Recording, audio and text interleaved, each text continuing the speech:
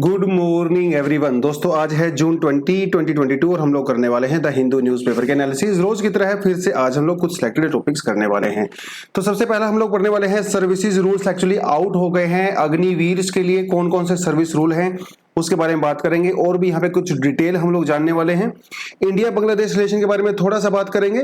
Patty patents क्या होता है, ये एक्चुअली आज का एडिटोरियल सेक्शन है। आपको मैं बताऊंगा कि पेटेंट सिस्टम क्या होता है और इस पैटी पेटेंट का क्या मतलब होता है। ये टर्म हम लोगों ने पहले नहीं सुना होगा।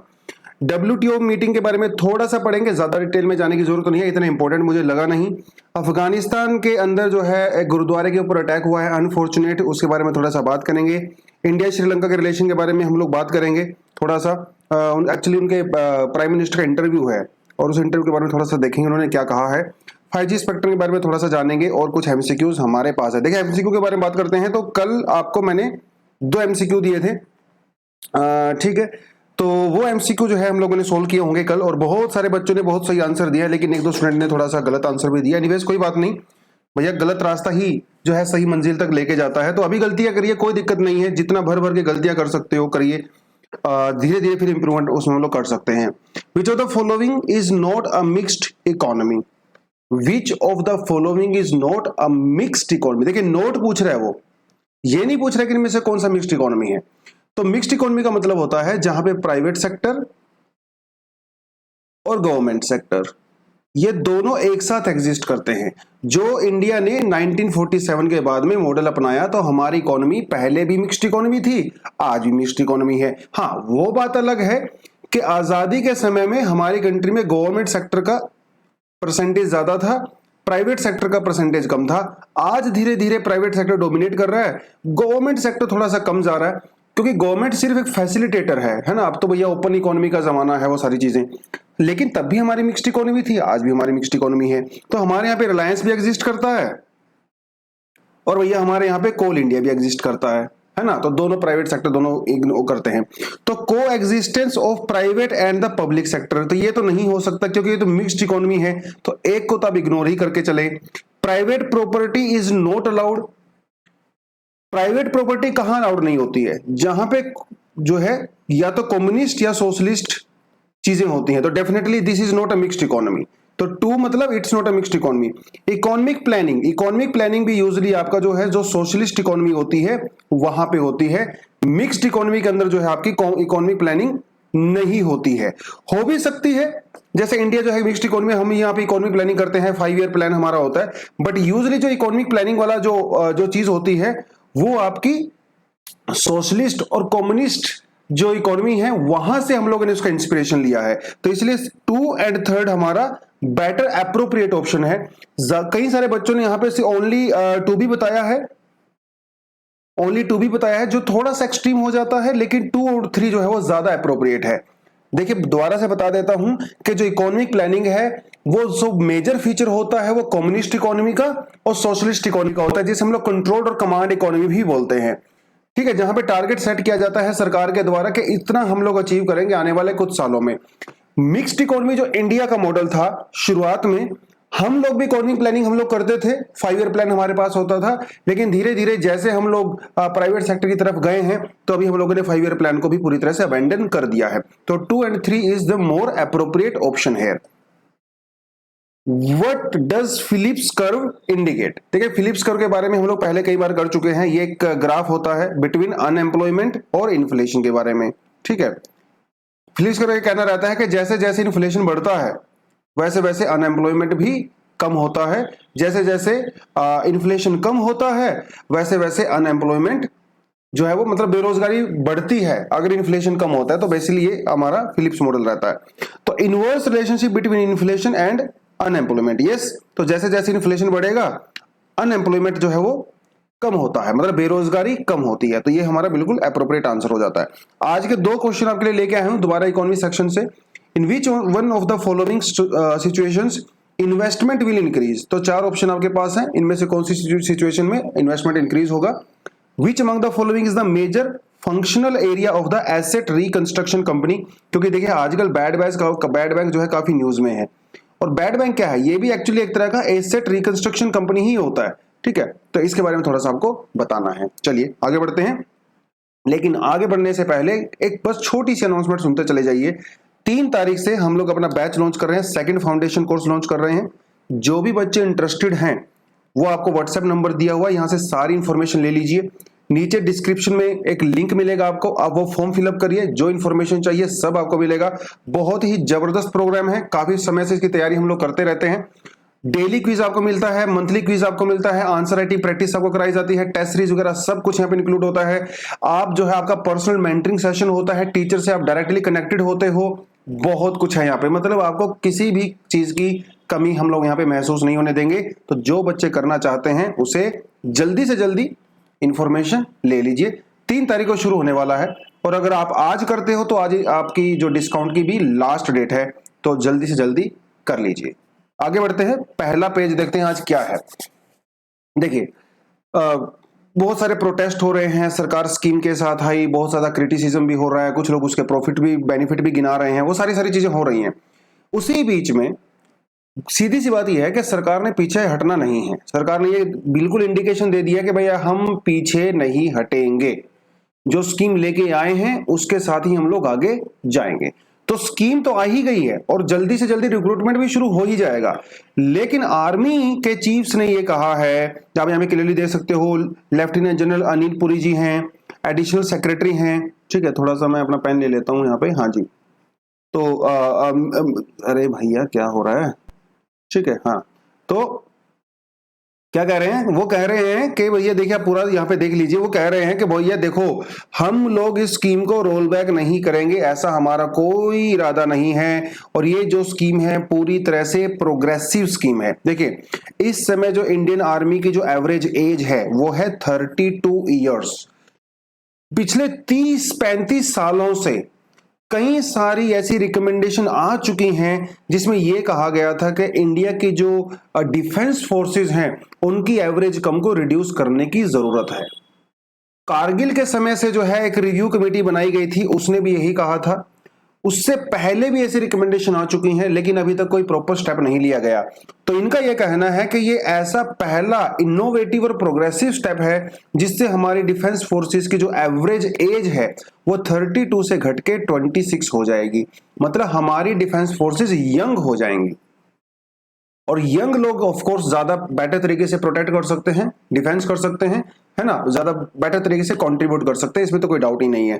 तो ये इन्होंने ये कहा। दूसरी बात इन्होंने ये कहा कि आने वाले समय में number of defence personnel matter नहीं करेगा, टेक्नोलॉजी मैटर करेगी, है ना। जितनी बेटर आपकी टेक्नोलॉजी होगी, चाहे आपके पास डिफेंस पर्सनल कम हो, आप जो है युद्ध जीत सकते हो, है ना। इजराइल का एग्जांपल आपके सामने है, अमेरिका का एग्जांपल आपके सामने, बहुत सारे एग्जांपल हमारे सामने हैं। तो इसलिए इन्होंने कहा कि ये चीज हम लोग जरूर करेंगे। एक लास्ट जो चीज उन्होंने कही जो कि काफी ज्यादा हार्श भी लगा थोड़ा सा कुछ लोगों को, उनका यह कहना है कि जो भी अग्निवीर अप्लाई करेंगे जॉब के लिए उनको रिटर्न में देना पड़ेगा, ये बताना पड़ेगा कि हम लोग इन प्रोटेस्ट जो हो रहे हैं, जो वेंडलिज्म हो रहा है, जो आर्सन हो रहा है, जो आग वगैरह लगा रहे हैं लोग, कि हम उसके अंदर इन्वॉल्व नहीं थे।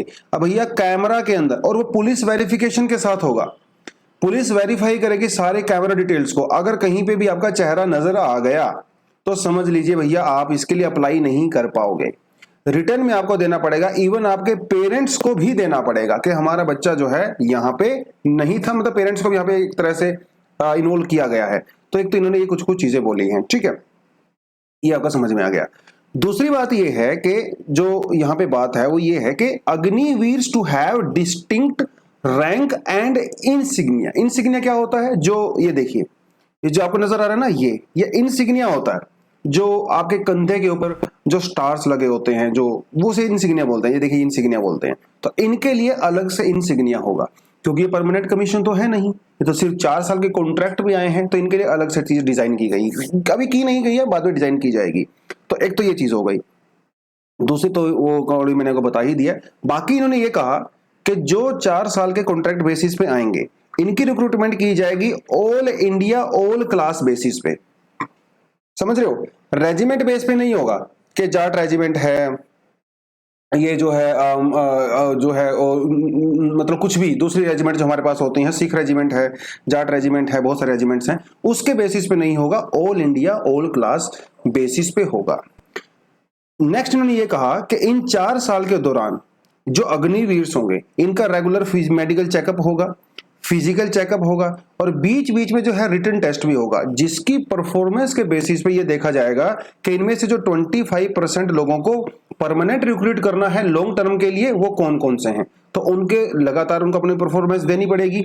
सेवा निधि के अंदर जो आपको 11.7 लाख रुपीस मिलेगा वो आपको मिलेगा ही, लेकिन आपको मैं बताता चलूं कि एक बार अगर आपका कॉन्ट्रैक्ट ओवर हो जाता है उसके बाद आपको कोई सर्विस नहीं मिलेगी। मतलब जो हेल्थ सर्विसेज आपको मिलती हैं और जो कैंटीन की सर्विसेज आपको मिलती हैं वो आपको नहीं मिलेंगी। इवन एक्स सर्विसमैन का स्टेटस भी आपको नहीं मिलेगा, ठीक है।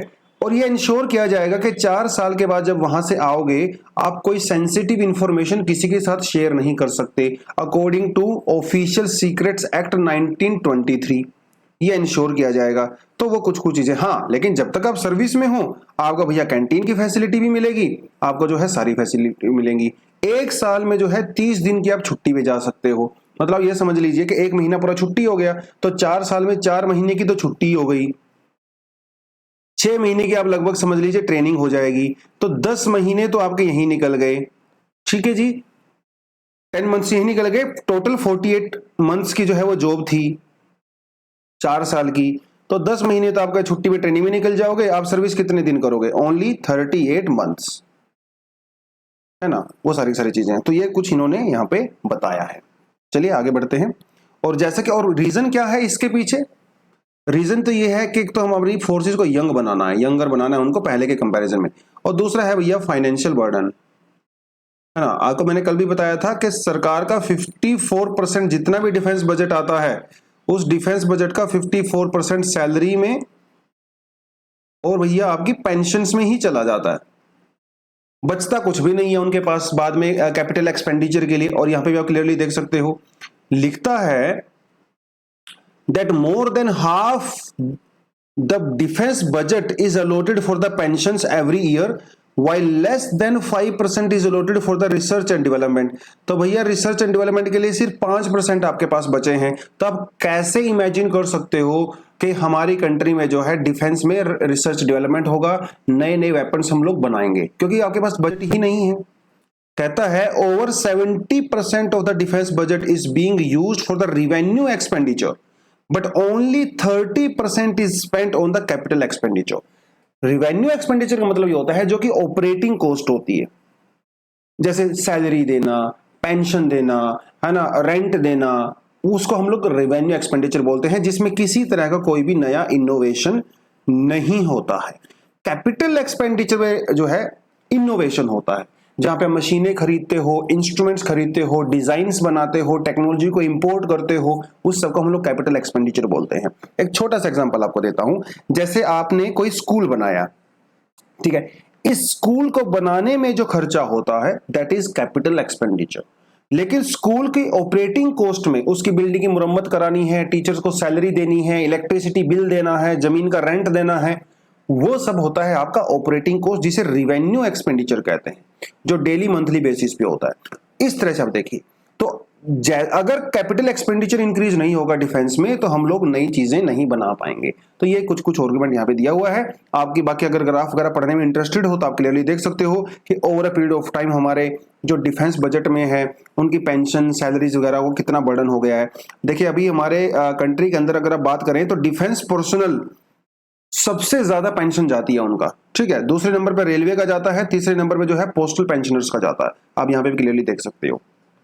आगे बढ़ते हैं, छोटा सा टॉपिक है, India and Bangladesh should work on the river management. हालांकि देखिए जो श्रीलंका के जो फॉरेन मिनिस्टर हैं वो हमारे फॉरेन मिनिस्टर के साथ उन्होंने मीटिंग किया, कई सारे मुद्दों पे बात हुई, कई सारे मुद्दों पे बात हुई, जैसे artificial intelligence, startups, fintech, cyber security. लेकिन जो एक मुद्दा सबके सेंटर में था वो था रिवर, क्योंकि इंडिया और बांग्लादेश के बीच में 54 रिवर्स फ्लो करती हैं, 54 रिवर्स। तो डेफिनेटली जब दो कंट्री के बीच में पानी शेयरिंग की बात आती है, और दोनों ही कंट्री जो है वो एग्रीकल्चर बेस्ड कंट्री है, मतलब उनको काफी ज्यादा पानी इरिगेशन के लिए चाहिए होता है, तो भैया आपस में इशू तो क्रिएट होगा ही। और सबसे बड़ा जो इशू यहाँ पे है वो है तीस्ता रिवर को लेके। हालांकि 2015 में हम लोगों ने लैंड बाउंड्री एग्रीमेंट किया था, जिसमें हमारे जो कुछ एनक्लेव्स थे हम लोगों ने एक्सचेंज किए थे। लेकिन अभी भी जो सबसे बड़ा मुद्दा बना हुआ है वो तीस्ता रिवर वाला है। तीस्ता रिवर के बारे में आपको थोड़ा सा बता दूं, पहले तीस्ता रिवर जो है वो गंगा की ट्रिब्यूटरी हुआ करती थी, लेकिन बहुत बड़ा अर्थक्वेक आया था, टेक्टोनिक एक्टिविटी हुई थी जिसमें उसने अपना फ्लो चेंज कर दिया था, and then Teesta became the tributary of Brahmaputra, not the Ganga. तो ये कंफ्यूजन आपको नहीं होना चाहिए। और ब्रह्मपुत्र को क्या कहा जाता है बांग्लादेश के अंदर? जमुना कहा जाता है। ठीक है, कहां से ओरिजिनेट होती है? हिमालय से ओरिजिनेट होती है, नियर चुंगतांग इन सिक्किम। तो वहां पे ग्लेशियर है, वहां से ये होता है। ठीक है, और भैया वेस्ट बंगाल के अंदर जो है तीस्ता बैराज डैम बनाया गया है, जिसकी वजह से जो वेस्ट बंगाल का जो अपर वाला रीजन है वहां पे इरिगेशन के लिए फैसिलिटी प्रोवाइड कराई जाती है। एक्चुअली यहाँ पे तीस्ता रिवर को लेके दिक्कत यही है कि जो यहाँ पे बांग्लादेश वाला रीजन है, ये वाला जो अपर बांग्लादेश वाला रीजन है ये भी, और जो वेस्ट बंगाल वाला रीजन है ये भी, दोनों ही इरिगेशन के ऊपर डिपेंड करते हैं। और तीस्ता रिवर जो है इनके लिए वाटर का सोर्स होता है। तो आप यहाँ पे क्लियरली देख सकते हो, जो थोड़ा रेड लाइन में यहाँ पे आ रहा है ये ब्रह्मपुत्र है, और ये अब जो सिलीगुड़ी देख रहे हो ये आपका उधर से वेस्ट बंगाल हो गया, और ये वाली जो बाउंड्री है वो बांग्लादेश की है। तो वो बांग्लादेश में एंट्री करती है और फिर यहाँ पे जाके वो इसको ज्वाइन कर लेती है, ब्रह्मपुत्र को ज्वाइन कर लेती है। ठीक है, तो कुछ चीजें हैं, आगे बढ़ते हैं थोड़ा सा। नेक्स्ट हमारे सामने आता है, वो आता है patty patents can boost R&D। देखिए, इससे पहले दूसरा टॉपिक करते हैं, कोई और छोटा सा टॉपिक करते हैं। हमारे पास एक और टॉपिक था एक्सप्लेनर सेक्शन में, ठीक है, उस पे जाते हैं। तो देखिए, Indian interest at the WTO ministerial conference. आपको इस टॉपिक के बारे में ज्यादा नहीं पढ़ना है, ठीक है, इतना ज्यादा ये मुझे कुछ खास लगा नहीं, लेकिन हाँ WTO के वगैरह के बारे में आपको थोड़ी इन्फॉर्मेशन होनी चाहिए, बेसिक इन्फॉर्मेशन। और वो इन्फॉर्मेशन मैंने आपको एक्चुअली यहाँ पे डाल भी दी है WTO के बारे में। पहले इसका नाम गाट हुआ करता था, GATT, 1944 में ब्रेटन वुड्स कॉन्फ्रेंस के अंदर इसको बनाया गया था। बाद में हम लोगों ने 1994 में इसको गाट को चेंज करने का सोचा, फिर 1990 मरक्कस अग्रीमेंट हुआ, फिर हमने जो है WTO की जो है स्थापना कर दी थी प्रॉपर तरीके से। तो वो कुछ चीजें जो है आपको पता होनी चाहिए, WTO की कैसे काम करता है, कॉन्फ्रेंस कौन कौन से होते हैं, कौन से अग्रीमेंट होते हैं, सर्विसेज को लेके कौन से होता है, ट्रिप्स अग्रीमेंट क्या होते हैं, ये कुछ WTO के बारे में आपको अच्छे से पता होना चाहिए। मैंने तो जस्ट 4-5 लाइनें में आपको इन्फॉर्मेशन दिया है, but you should have detailed information about WTO के अंदर इंडिया का क्या पंगा चलता है, वो सारी चीजें हैं। तो बेसिकली इनके होता क्या है, WTO के अंदर एक मिनिस्ट्रियल मीटिंग होती है, कॉन्फ्रेंस भी कह सकते हो, मिनिस्ट्रियल कॉन्फ्रेंस। ये इस समय 12वीं कॉन्फ्रेंस थी, कहां पे थी? जेनेवा के अंदर में थी, इसलिए इसको जेनेवा पैकेज भी कहा जाता है।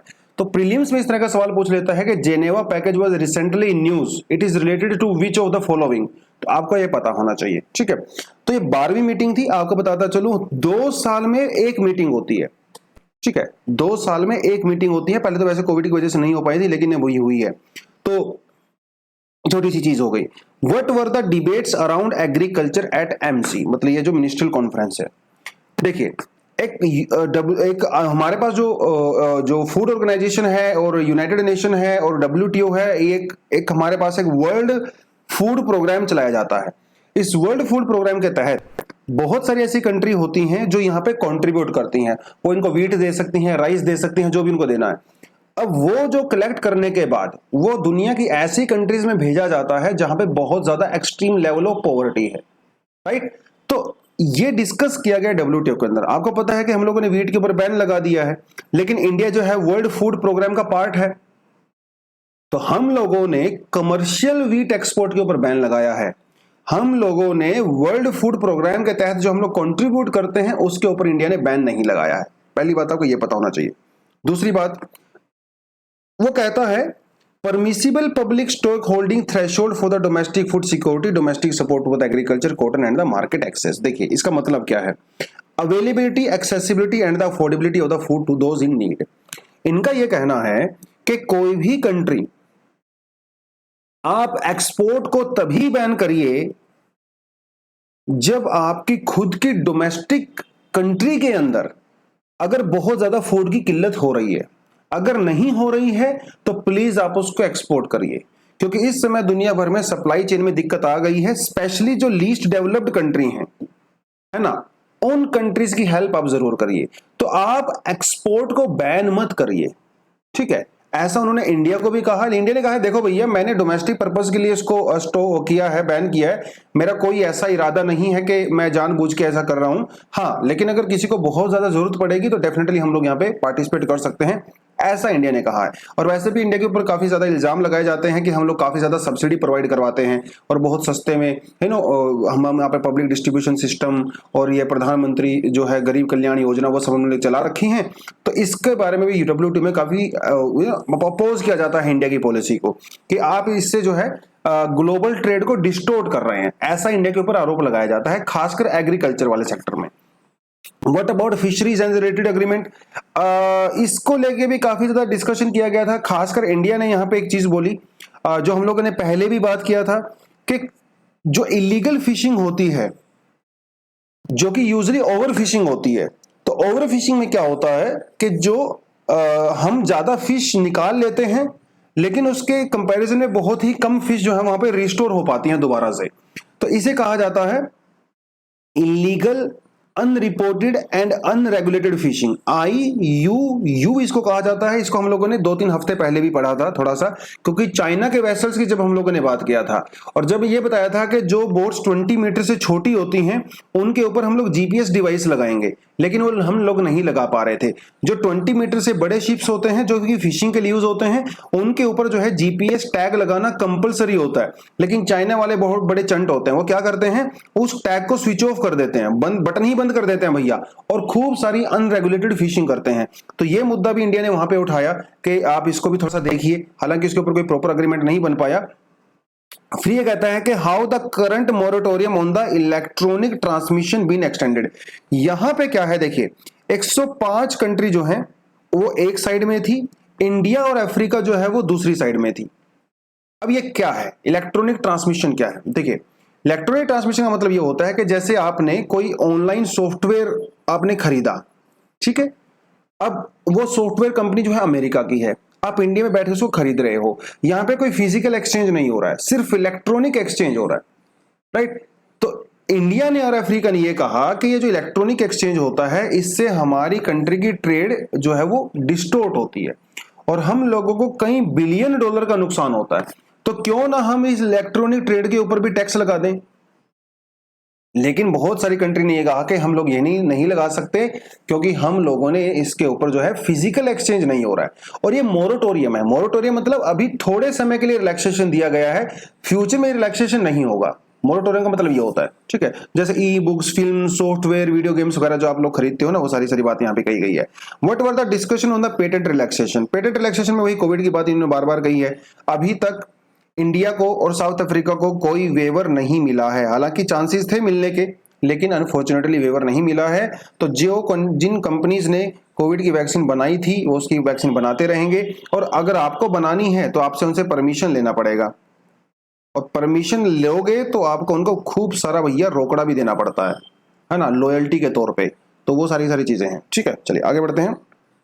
एक छोटा सा टॉपिक हमारे सामने आता है ऑक्शनिंग 5G स्पेक्ट्रम बैंड्स।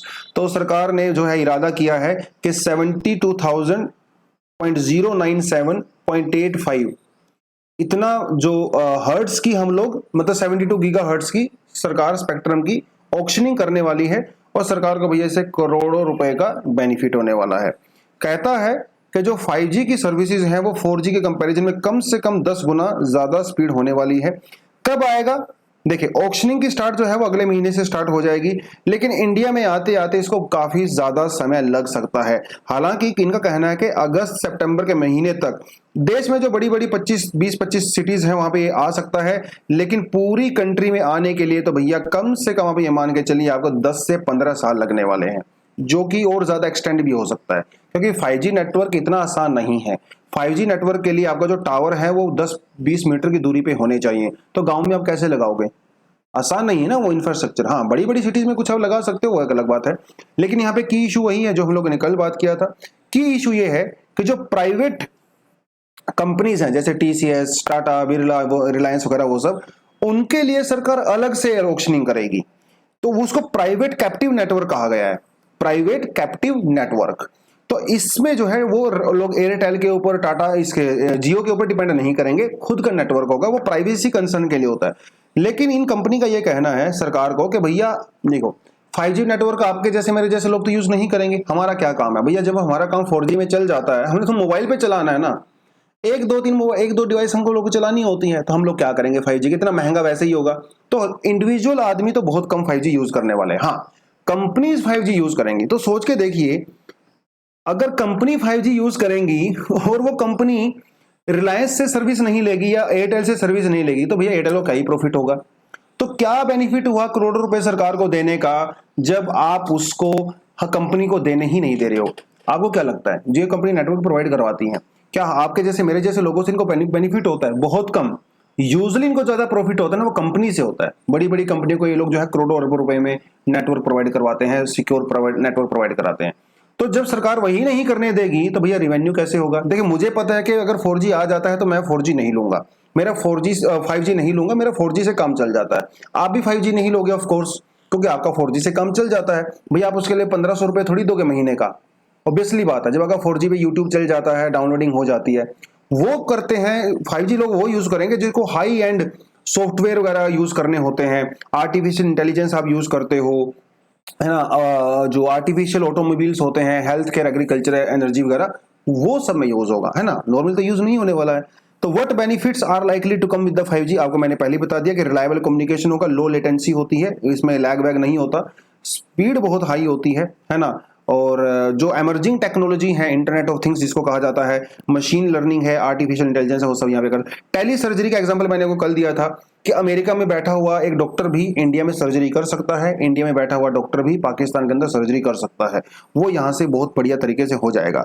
बाकी तो इन्होंने वही बात कही है कि भैया 2035 तक जो है $1 ट्रिलियन का इकोनॉमी इससे आ सकता है, और 10 साल या उससे ज्यादा लग जाएंगे इंडिया में पूरी तरह से अभी 4G 5G आने में। अभी तो भैया इंडिया में 2G 3G और 4G ही चल रहा है बहुत जगह पे, तो चलता रहेगा। तो ये कुछ कुछ टॉपिक यहाँ पे इन्होंने कवर किया था।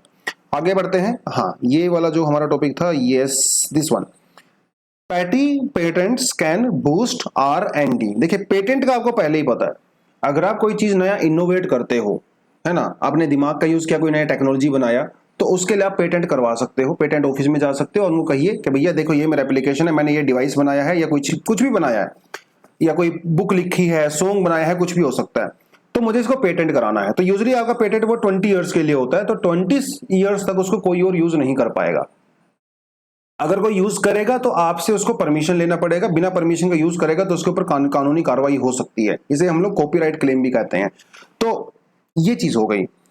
अब किसी भी कंट्री में जितने ज्यादा पेटेंट होंगे, इसका मतलब वो कंट्री उतनी ही ज्यादा इनोवेशन कर रही है, ये तो ऑब्वियस सी बात है ना।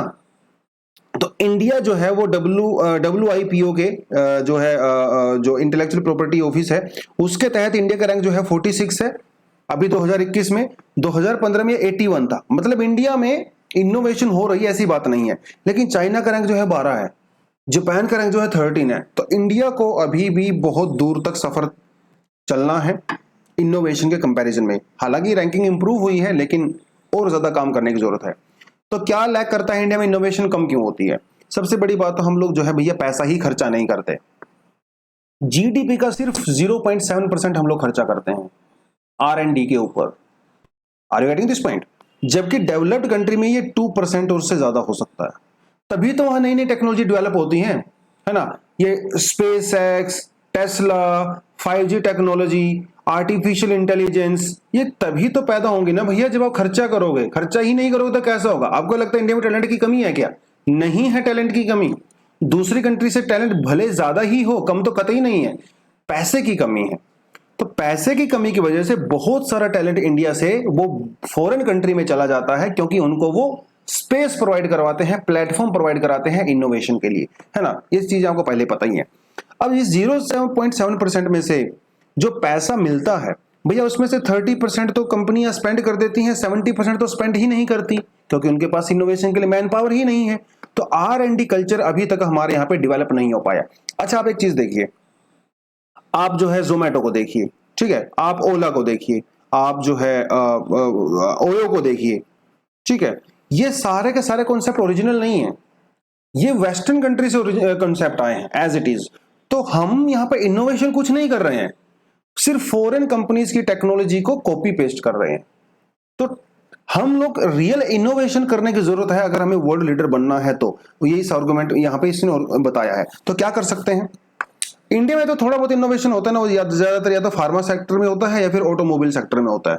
उसके अलावा बहुत ही कम इनोवेशन हमारे यहाँ पे हो रहा है अनफॉर्चुनेटली। तो क्या कर सकते हैं, फंडिंग को इंप्रूव करिए।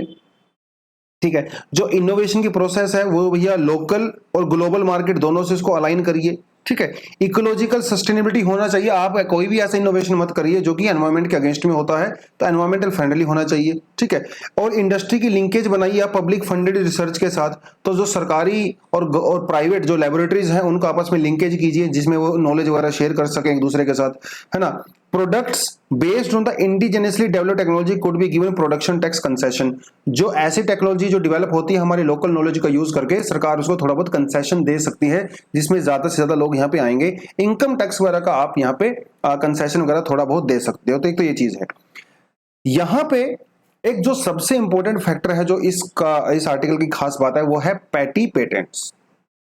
पैटी पेटेंट, एक आपको मैं बात बताता चलूं कि इंडिया ने जो है अभी 2020 में 23,141 पेटेंट एप्लीकेशन डाली थी। ठीक है, जो कि 2011 में सिर्फ 8,000 या मतलब 9,000 के लगभग थी। तो बड़ा तो है हमारा शेयर, मतलब इंडिया से ज्यादा पेटेंट जो है वो रजिस्ट्रेशन के लिए जा रहे हैं। बट अनफॉर्चुनेटली उनमें से बहुत कम पेटेंट ऐसे हैं जो एक्चुअल में पेटेंट हो रहे हैं। बहुत कम एप्लीकेशन को बेसिकली वहां पे एक्सेप्टेंस मिल रहा है, मोस्टली तो रिजेक्ट हो जाती हैं। मतलब आप ये देख लीजिए 24,000 एप्लीकेशन गई इनोवेशन के मामले में, जिनमें से सिर्फ 4 या 5,000 एप्लीकेशन को ही मिला, बाकी को सबको रिजेक्ट कर दिया। ये क्यों रिजेक्ट होते हैं? क्योंकि वो जो इनोवेशन है वो ओरिजिनल नहीं है। ठीक है, और इंटरनेशनली पेटेंट लेने के लिए जो टर्म्स एंड कंडीशन होती है बहुत ज्यादा जो है सख्त होती हैं, टाइट होती हैं। तो उसको हम लोग फुलफिल नहीं कर पा रहे हैं, जिसकी वजह से परमिशन हमें नहीं मिल रही है। अब यहां पे जो बात है वो देखिए क्या है, ये आपको नजर आ रहा होगा, ये क्या है, ड्रिप इरिगेशन है। ड्रिप इरिगेशन, और ये टेक्नोलॉजी पूरी तरह से पेटेंटेड है। जिसने भी ये बनाई होगी उसने पेटेंट इसको करवा लिया। अब ये देखिए इंडियन जुगाड़ ये हमारा देसी लोकल जुगाड़ है जो है ड्रिप इरिगेशन। ये क्या लगा रखा है इसने, ग्लूकोज लगा रखे हैं जो नॉर्मल पेशेंट को लगाई जाती हैं। तो ये भाई साहब ग्लूकोज के साथ ड्रिप इरिगेशन कर रहे हैं। तो क्या कौन कहता है भाई इंडिया में दिमाग नहीं है? दिमाग तो बहुत सारा है, देसी जुगाड़ है। अब ये देखिए आंटी को देखिए, आंटी जो है घर में इन्होंने ऐसा साइकिल बना दिया, अब इसमें ये साइकिल चलाती हैं, एक्सरसाइज भी कर रही हैं और साथ के साथ भैया आटा भी पीस रही हैं। है ना देसी इंडियन जुगाड़। अब ये जुगाड़ को अगर आप पेटेंट करवाने जाओगे तो डेफिनेटली आपको परमिशन नहीं मिलेगा इंटरनेशनली, है ना, क्योंकि ओरिजिनल नहीं है ना ये। लेकिन इनका कहना है कि इसको हम लोग पैटी पेटेंट कह सकते हैं, छोटे जुगाड़। तो क्या इंडियन गवर्नमेंट इस जुगाड़ को पेटेंट नहीं कर सकती? यस, कर सकती है। यूजली जो पेटेंट होता है वो 20 साल के लिए पेटेंट होता है। तो इस देसी जुगाड़ को हम लोग कम से कम 5 या 7 साल के लिए पेटेंट कर सकते हैं। इससे क्या होगा, लोकल जो लोग हैं, डोमेस्टिक जो लोग हैं, हमारे जो देसी जनता है, वो इनोवेट करने के लिए उनको एक्साइटमेंट आएगा, मोटिवेशन मिलेगा। तो ये छोटे छोटे जुगाड़ से हम लोगों को शुरुआत करनी चाहिए। बेसिकली वही पूरे इसका कहना है कि 5-7 साल के लिए अपने पेटेंट कर दीजिए। ठीक है, इनको थोड़ा बहुत जो इकोनॉमिक बेनिफिट होगा वो कर सकता है। अरे देसी जुगाड़ इंडियन तो बहुत फेमस वैसे भी है ना। हाँ, उनको हम लोग पेटेंट नहीं करवा पाते हैं अनफॉर्चुनेटली। तो वो ही बेसिकली यहाँ पे पूरा आर्गुमेंट इन्होंने दिया है। तो छोटी छोटी हमारी MSMEs होती हैं, ये भी अपना तरह का जुगाड़ लगा लेती हैं, उसको भी हम लोग पेटेंट कर सकते हैं, है ना। वो सारी सारी चीज़ यहाँ पे इन्होंने बताई गई है। चलिए आगे बढ़ते हैं, ये तो हम लोगों ने कर ही लिया है। हाँ, द EPI में rankle but India can recast policies. तो बेसिकली किसके बारे में बात कर रहा है, जो एनवायरमेंट परफॉर्मेंस इंडेक्स में भैया इंडिया ने लास्ट पोजीशन हासिल की है। 180 कंट्री में से सबसे लास्ट पोजीशन इंडिया की आई है। तो उसके बारे में ही बेसिकली ने कुछ आर्टिकल के अंदर थोड़ी बहुत बातें इन्होंने यहाँ पे बताई है। ठीक है, बहुत खास ऐसा कोई बहुत लंबी चौड़ी इन्फॉर्मेशन इसके अंदर नहीं दिया गया आर्टिकल के अंदर, बट ठीक है, थोड़ी बहुत चीजें हम लोग रिवाइज कर सकते हैं। तो वो तो पहली बात हो गया कि 180 हम लोगों ने लिया है। हालांकि इंडिया ने इस रिपोर्ट को पूरी तरह से नेग्लेक्ट किया है, क्रिटिसाइज किया है, अपोज किया है। इंडिया का यह कहना है कि ये जो रिपोर्ट है, इस रिपोर्ट का बेसिस क्या है? इस रिपोर्ट का बेसिस है ग्रीन हाउस गैसेज एमिशन। और नो डाउट इंडिया जो है ग्रीन हाउस गैस एमिशन काफी ज्यादा करता है एब्सोल्यूट टर्म में, पर कैपिटल टर्म में नहीं भैया। पर कैपिटा में तो इंडिया अभी भी one of the lowest green house gas emission country है। तो इन्होंने, अब ये तो चलो बात हो गया, एक बात होती है स्टॉक ऑफ CO2।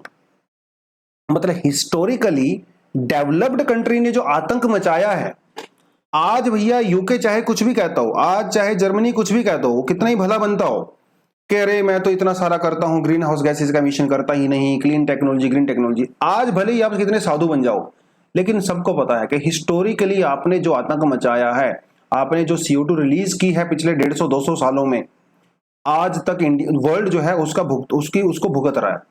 तो वो स्टॉक को इस रिपोर्ट में पूरी तरह से नेग्लेक्ट कर दिया गया। सिर्फ प्रेजेंटली जो ग्रीन हाउस गैस एमिशन हो रही है उसको इन्होंने यहां पे इंक्लूड किया है, जो कि अपने आप में बहुत फॉल्टी एक मेजरमेंट की टेक्निक है। ये है भी ऑफ कोर्स, और इंडिया ने इस ऑब्जेक्शन को वहां पे किया भी है। दूसरी चीज है, इंडिया ना बहुत सारी चीजों में बहुत अच्छा कर रहा है जो कि इस रिपोर्ट के अंदर इग्नोर किया गया है। जैसे ब्लैक कार्बन के लिए, है ना, मीथेन और फ्लोरोनेटेड गैसेस के लिए हम लोगों ने काफी ज्यादा स्टेप लिए हैं। ग्रीन हाउस गैस एमिशन को रोकने के लिए हम लोगों ने यहाँ पे काफी ज्यादा स्टेप लिए हैं। पर कैपिटा वॉल्यूम हमारा वैसे ही बहुत कम है। इन सारी चीजों को भी इस रिपोर्ट ने पूरी तरह से इग्नोर कर दिया। हाँ, स्टेप्स और कौन कौन से जो है स्टेप्स जो इन्होंने इग्नोर कर दिए हैं, पर कैपिटा एमिशन आपको मैंने बता ही दिया। इंडिया जो 40% अंडर रिन्यूएबल एनर्जी सोर्सेज के तहत हम लोग बिजली पैदा करने का टारगेट लिया है, वो इन्होंने पूरी तरह से नेगलेक्ट कर दिया। इलेक्ट्रिक व्हीकल्स को इंडिया में जो सपोर्ट किया जाता है वो इन्होंने यहाँ पे पूरी तरह से नेगलेक्ट कर दिया।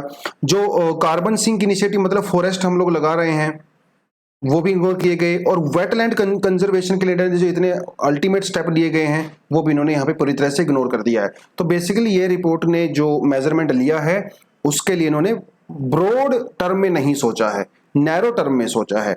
सम real issue in the government data, ISFR report इस आर्टिकल के अंदर छोटा सा मेंशन किया गया है, जो हमारी जो फॉरेस्ट रिपोर्ट होती है बेसिकली, ठीक है, Indian survey of forest report, उस रिपोर्ट को इसके अंदर हाईलाइट किया गया। क्या कहा, देखिए इंडिया की रिपोर्ट के अंदर यह कहा गया है कि इंडिया में ओवरऑल फॉरेस्ट जो कवर है वो इंक्रीज हुआ है, यह रिपोर्ट के अंदर कहा गया। लेकिन क्रिटिक्स का यह कहना है कि यह आंकड़ा बिल्कुल गलत है, क्योंकि जो कॉफी प्लांटेशन होती है और जो पाम ऑयल प्लांटेशन होती है उसको भी सरकार ने जो है फॉरेस्ट के अंदर इंक्लूड कर दिया है, जो कि गलत है। अब वो फॉरेस्ट थोड़ी ना भैया, कॉफी प्लांटेशन टी प्लांटेशन है ना, तो इसीलिए सरकार ने बोला कि इंडिया में जो है फॉरेस्ट एरिया इंक्रीज हो गया। तो ये भी इस रिपोर्ट के अंदर कहा गया कि इंडिया जो डेटा प्रोवाइड करा रहा है भैया वो खुद इतना खराब है, ठीक है। तो और क्या क्या कंसर्न है इसके अलावा जो इस रिपोर्ट में बताए गए हैं, दो सबसे बड़े कंसर्न बताए गए हैं। एक तो है एयर पोल्यूशन वाला, ठीक है, एयर पोल्यूशन बहुत ज्यादा है इंडिया में, नो डाउट। दूसरा जो बताया गया है कि जो ब्रॉडली फॉरेस्ट हैं हमारे, कोनिफरस फॉरेस्ट हैं, माउंटेन ग्रासलैंड्स हैं, ये बहुत ज्यादा डिस्ट्रॉय हो रही हैं because of the pollution, because of the anthropogenic factors, ठीक है। वो कुछ चीजें नहीं कही हैं। हाँ, इंडिया ने कहा है, इंडिया ने खुद माना है कि अभी प्रेजेंटली हमारा जो एमिशन है वो काफी हाई है, लेकिन इंडिया एक डेवलपिंग कंट्री है ना। हम लोगों को अपनी लोगों की गरीबी दूर करनी है, उनका स्टैंडर्ड ऑफ लिविंग हाई करना है, इसीलिए मैं इंडस्ट्री को लगाऊंगा, मेरी मजबूरी है भैया इंडस्ट्री को लगाना। इसीलिए इंडिया जो है डेवलप्ड कंट्री से अपील करता है कि आप हमें जो है कार्बन बजट के अंदर हमें टेक्नोलॉजी प्रोवाइड कराइए, कार्बन फंड के अंदर आप हम लोगों को जो है पैसा भी दीजिए। अगर आप इंडिया को लेकर इतनी ही चिंतित हो तो पैसा दो ना, हमें टेक्नोलॉजी दो ना, हमें मना थोड़ी किया लेने से। आप वो भी नहीं दे रहे हो और हमें कह रहे हो कि कुछ ना कुछ करो, तो दोनों चीजें जो एक साथ नहीं चल सकती। इंडिया को जो है ग्रोथ और डेवलपमेंट के बीच में बैलेंस बनाने की जरूरत है। तो ग्रोथ के ऊपर हमारा ज्यादा फोकस है, मतलब जीडीपी ग्रोथ, और जीडीपी ग्रोथ तो तभी होगी जब इंडस्ट्री लगाएंगे। और अनफॉर्चुनेटली अभी तक इंडिया की जो इंडस्ट्री तो पावर चाहिए ना भैया, बिजली चाहिए, और हमारी यूजली जो बिजली है वो कोल से आती है। तो जब तक वेस्टर्न कंट्री हम लोगों को क्लीन एनर्जी टेक्नोलॉजी प्रोवाइड नहीं कराएंगे तो इस केस में हम लोग कुछ ज्यादा नहीं कर पाएंगे। सजेशन वही दिया गया है, धीरे धीरे जो नॉर्मल सी चीजें हैं, लग्जरी अर्बन जो एमिशन होता है उसके ऊपर आप रोक लगाइए। जैसे डीजल वगैरह हम लोग यूज करते हैं, डीजल व्हीकल्स वगैरह, एसयूवीज वगैरह यूज करते हैं, है ना, उनके ऊपर ज्यादा टैक्सेस वगैरह लगा सकते हो। साइकिलिंग और जो पेडिस्ट्रियन होते हैं पब्लिक ट्रांसपोर्ट का बेटर कर सकते हो, है ना, साइकिल लेन अलग से बना सकते हो ताकि लोग साइकिल वगैरह का यूज करें। उसके अलावा जो बिल्डिंग्स वगैरह से एमिशन होता है, कंस्ट्रक्शन जो मटेरियल हम लोग यूज करते हैं सीमेंट और स्टील वगैरह, है ना, यहाँ पे आप जो है ग्रीन हाउस गैसेस के रिगार्डिंग कुछ काम कर सकते हो। Rooftop solar power plant panel लगा सकते हो रेजिडेंशियल बिल्डिंग्स के ऊपर, कमर्शियल स्ट्रक्चर्स वगैरह के ऊपर। तो कुछ सजेशन बेसिकली उन्होंने यहाँ पे दिया है जो इंडिया यहाँ पे अपनी रैंकिंग को इंप्रूव करने के लिए कर सकता है। देखिए जो इंटरनेशनल रैंकिंग होती है, आप चाहे इनको जितना मर्जी इग्नोर कर दीजिए, लेकिन ये मैटर करती हैं, ठीक है, मैटर डेफिनेटली करती हैं, तो डेफिनेटली इंडिया को रैंकिंग इंप्रूव करने के लिए कुछ ना कुछ करना चाहिए। तो दोस्तों आज के लिए इतना ही था। Thank you very much, all the best, जय हिंद।